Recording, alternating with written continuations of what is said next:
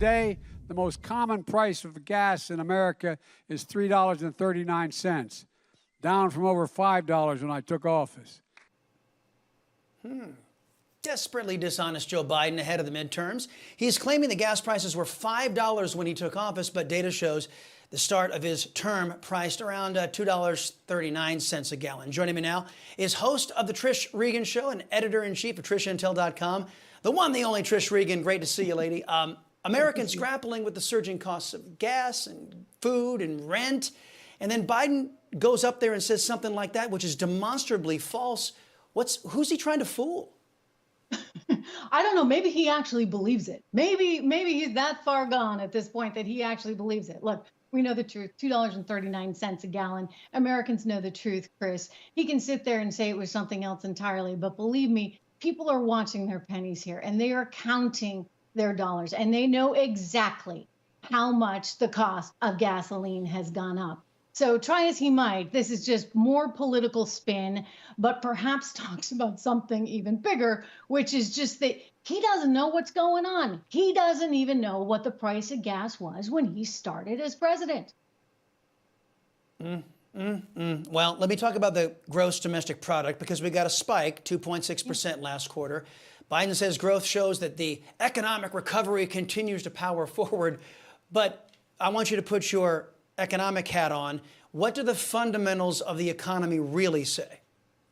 Fundamentals are really bad. You're already seeing a weakening, of course, in consumer spending. That's expected to be extended in these final 3 months of the year, the final fourth quarter result.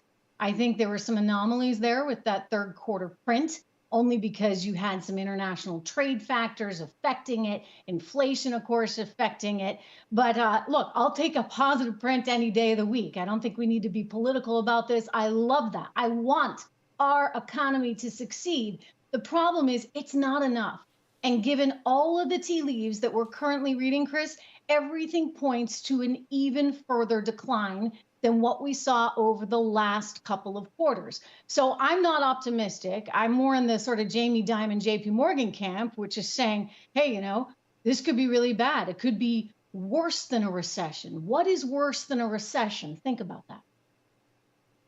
Give me 30 seconds on your concerns over fuel and the supply of fuel. I mean, they're already talking in New England about shortages. They're already holding back fuel, not selling enough of it to businesses and people that need it. This is not, quote unquote, American, right? I mean, I don't think Americans have ever had to really think about, well, we're going to have a fuel shortage. I mean, certainly not since the 1970s. So in some ways, this feels like Carter 2.0 in a major, major way. And we don't have a Ronald Reagan out there, and we don't have a Paul Volcker, who was head of the Federal Reserve at that time. We have a lot of people that seem to be very politically biased, wanting to do what's necessary for them and their political futures in the here and now, but not thinking, Chris, about what matters to us, to everyday Americans in the future. And it's really shameful.